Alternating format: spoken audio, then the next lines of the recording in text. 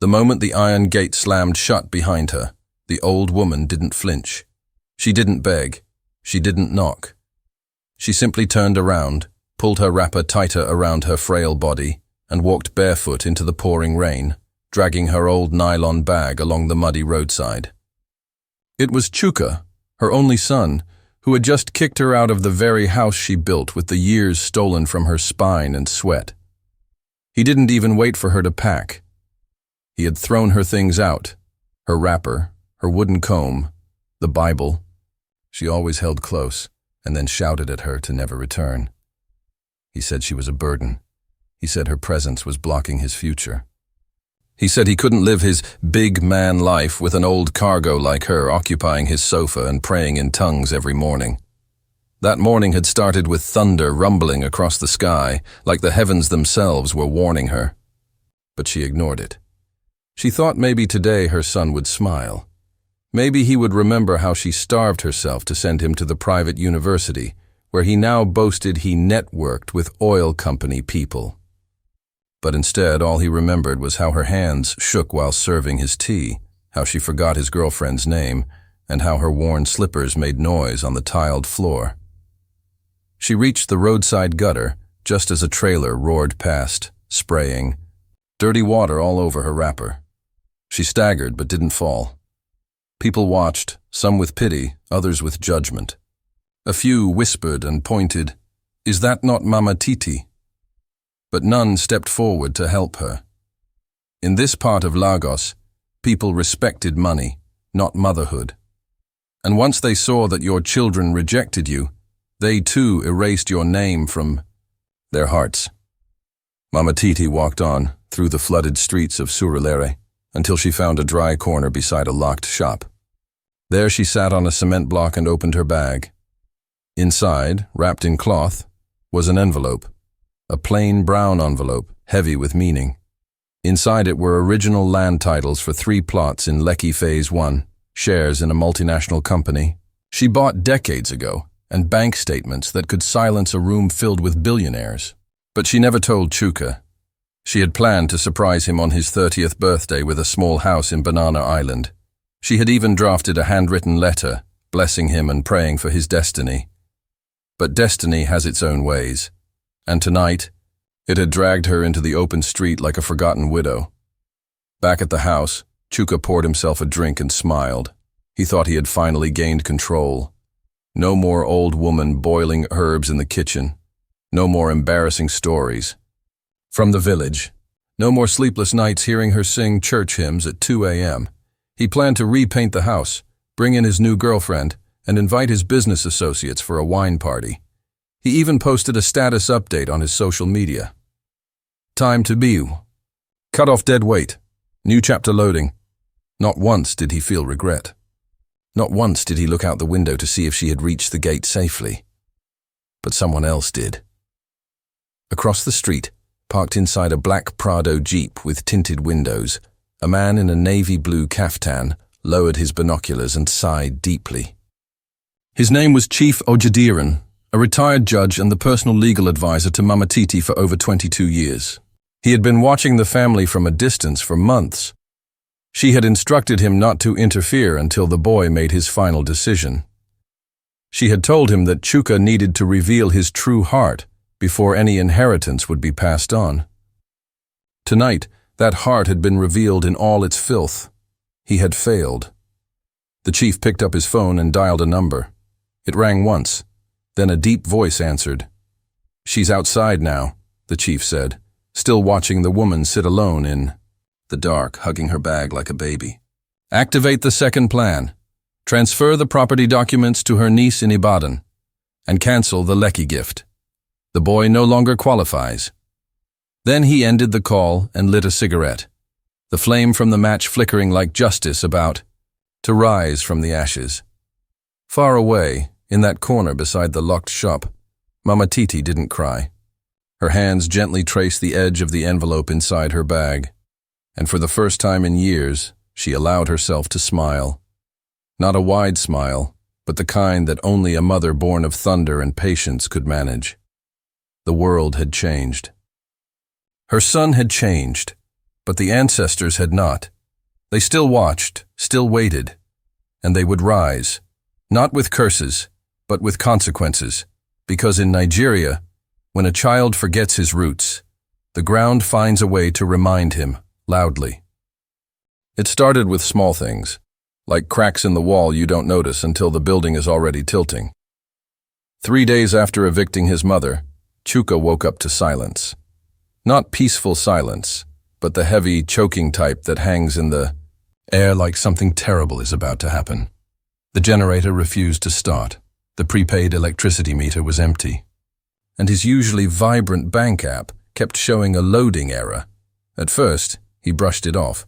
He assumed it was just a temporary glitch, maybe a network problem. But by noon, things had escalated. His call to the bank was met with stiff coldness. Your account has been flagged due to discrepancies. That's all the woman on the other end said before hanging up. Discrepancies? Chuka had no idea what they meant. His salary from the company he worked for had just dropped 2 weeks ago.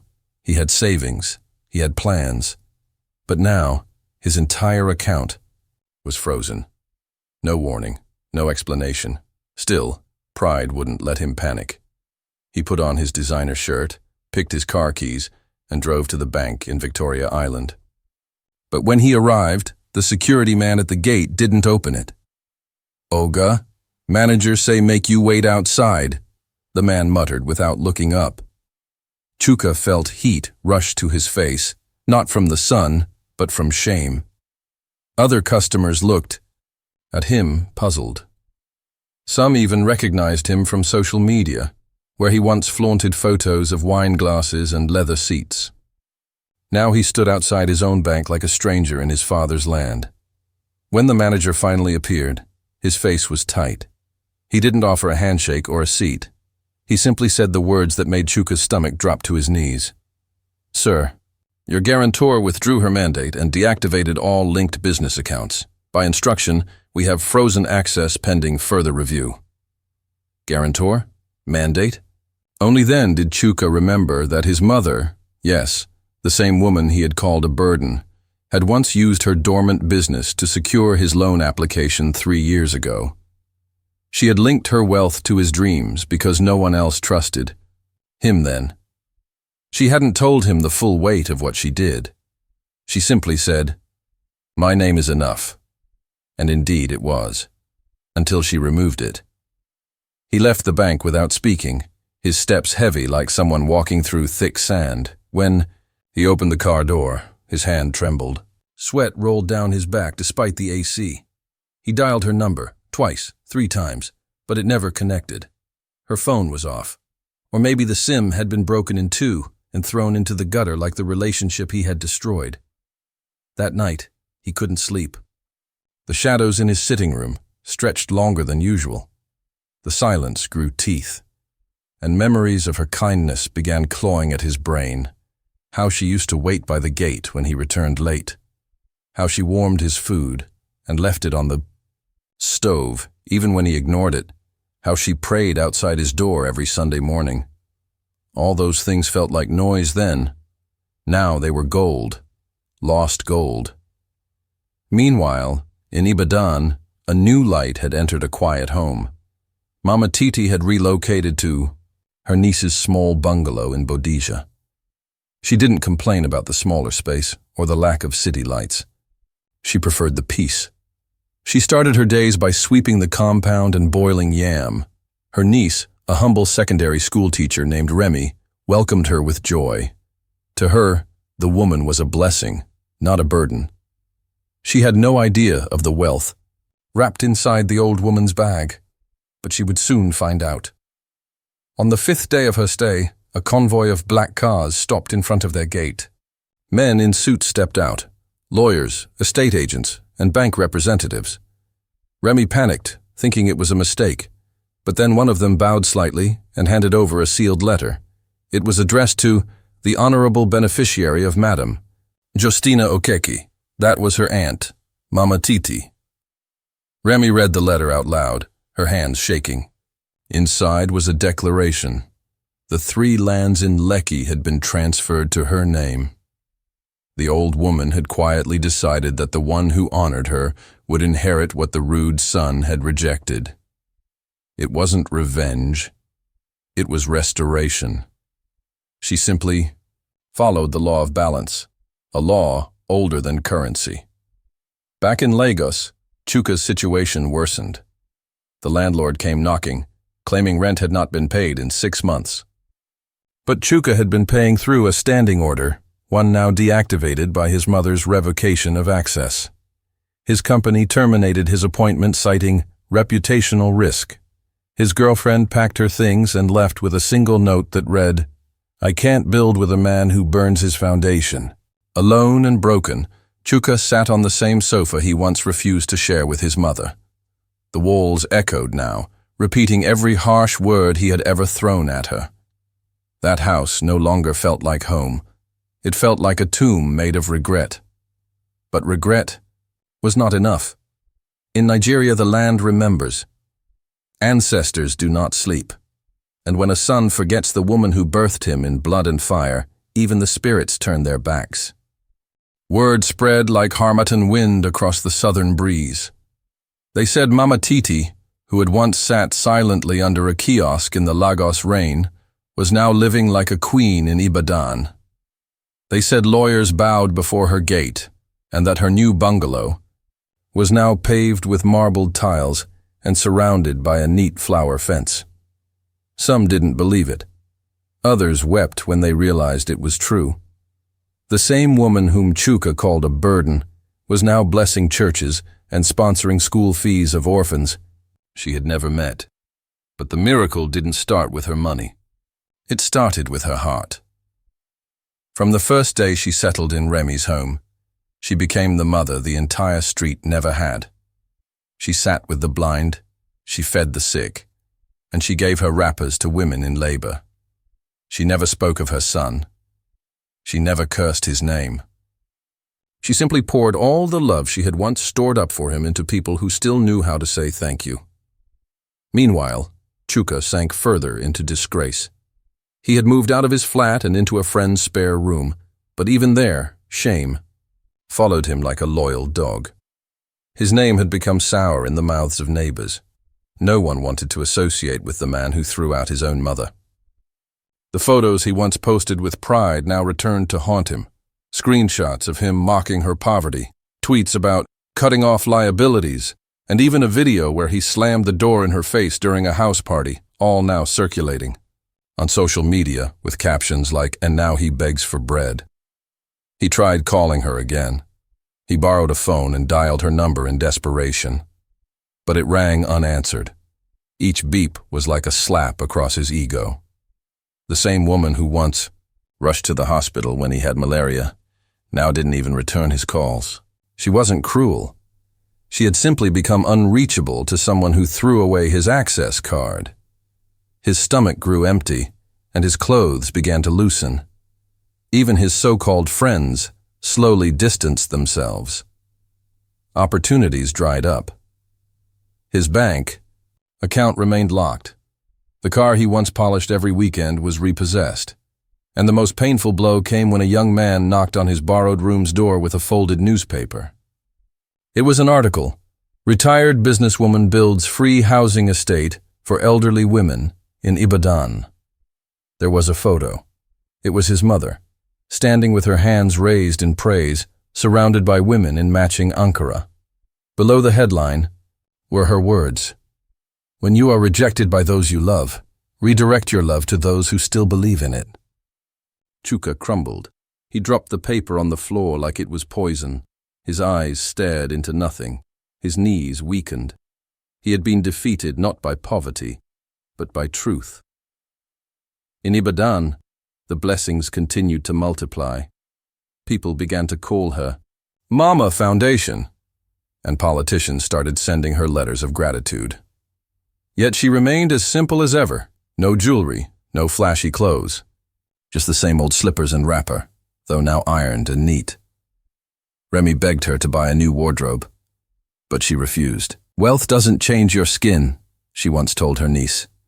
"It only reveals what you are hiding inside." One morning, she walked into a school compound with 2 trucks behind her. The first carried school desks, the second carried food supplies. She didn't give a speech. She simply nodded at the principal and sat under a tree while the children danced. Her smile lit up that entire compound. She never mentioned Chuka, not to anyone, not even once. But that didn't mean she had forgotten him. Unknown to Chuka, a silent account had been created in his name. Mama Titi, despite the pain, still instructed her lawyer to set aside a small trust fund for her son on one condition. He must first complete 1 full year of service at the rehabilitation center. She built for abused mothers and widows. No shortcuts, no recognition, just work. The day he applied without knowing she was behind the center, she would know that humility had been restored. And that test came sooner than anyone expected. One late afternoon, Chuka sat under a mango tree near the gate of a small NGO office. He had heard they were looking for volunteers. He was hungry, exhausted, and desperate for a restart. His eyes were sunken. His shirt had been ironed 3 days ago and now carried the scent of sun and sweat. As he waited to be called in, he read a banner hanging above the entrance. It read, "Mothers are nations. When you destroy one, you destroy generations." Something inside him shifted. Inside the center, Mama Titi sat at her desk, reading a list of applicants. Her lawyer stood by, waiting for approval. When her eyes reached the bottom of the list, her hand paused. Chuka Okeke, age 30, former logistics coordinator, seeking volunteer placement. She said nothing. She picked up her pen, ticked the name, and quietly stood up to leave. She didn't need to meet him. Not yet. The soil was not ready, but the seed had been planted. The gate creaked as Chuka walked through it, unaware that his every footstep echoed through history. The compound smelled of palm oil and disinfectant, with flower beds trimmed by hands that had known both hardship and healing. He didn't know what to expect inside the rehabilitation center. He thought he'd be scrubbing floors, maybe organizing donations. What he didn't expect was to be handed a shovel and directed to the backyard, where a new garden for the widows was being dug. There were no cameras, no claps, no comfort, just blistering sun, dry soil, and silence. Every day, Chuka dug. His hands, once used to tapping laptop keys and shaking hands in air-conditioned boardrooms, were now covered in bruises. He lifted sand, turned compost, and built garden beds from scratch. The sweat that poured from his face no longer came from gym workouts. It came from real labor. And still, he never heard her name mentioned. No one knew him as her son. The center only knew him as a new volunteer, just another broken man trying to make himself useful. The women he served never suspected who he was. Some called him boy, without care. Some ignored him. Others prayed over his food without knowing they were blessing a man who had once turned his back on motherhood. At night, he slept on a simple mattress in a shared room with 3 other volunteers. There was no fan. The mosquito net had holes. But for the first time in years, he didn't complain. Not because he didn't want to, but because something in his heart had begun to crack open. He began listening to the women.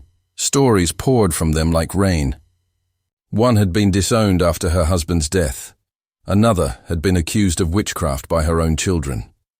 One woman cried every time she heard gospel music because her son used to slap her while it played.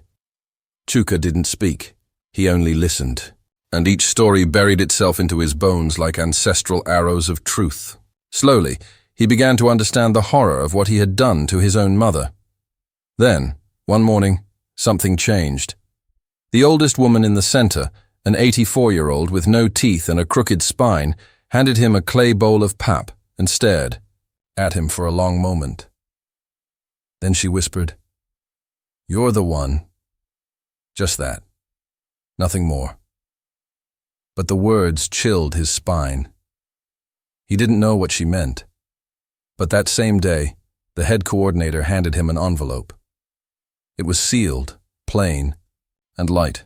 No markings, no stamps. He opened it when he was alone. Inside was a single sheet of paper. It wasn't a letter. It was a bank receipt. The name at the top read, Chuka Okeke Trust Disbursement Authorization. The amount, N75 million. The instructions at the bottom read, this fund is conditional. It will be activated only after 365 verified days of community service. No early withdrawal. No renegotiation. Overseen by legal representatives on behalf of Madam Justina Okeke. His hands shook. He dropped the paper, then picked it up again, just to make sure it was real. Madam Justina Okeke, that was his mother's full name. The same woman he had chased out like a thief.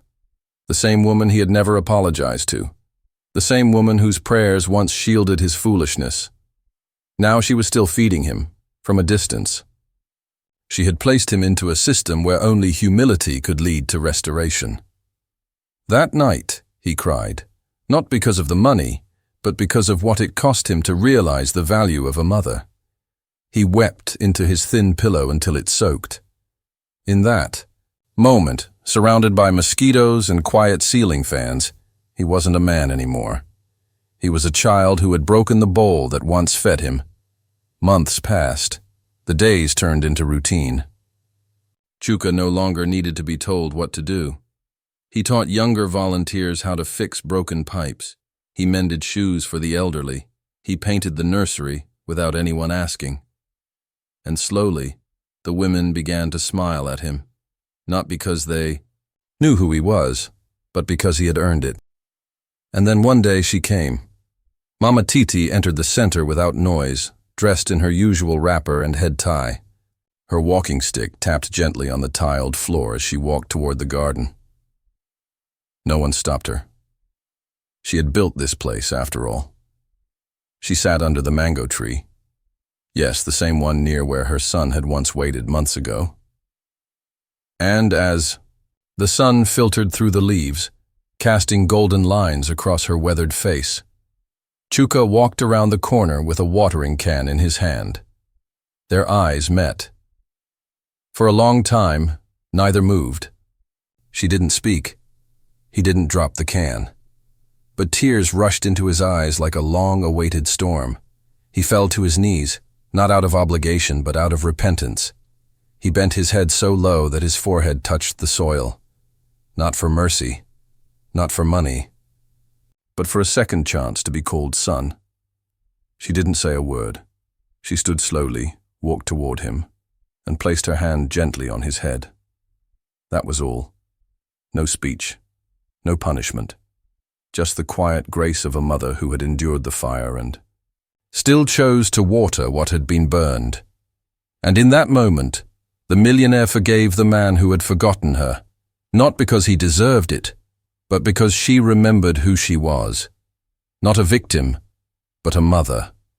A Nigerian mother, forged in suffering, crowned by silence, and destined to rise again. If this story touched your heart, don't forget to subscribe to the channel. Your support helps me bring more heartfelt stories to life, one soul at a time. Please subscribe the Folkteller Bae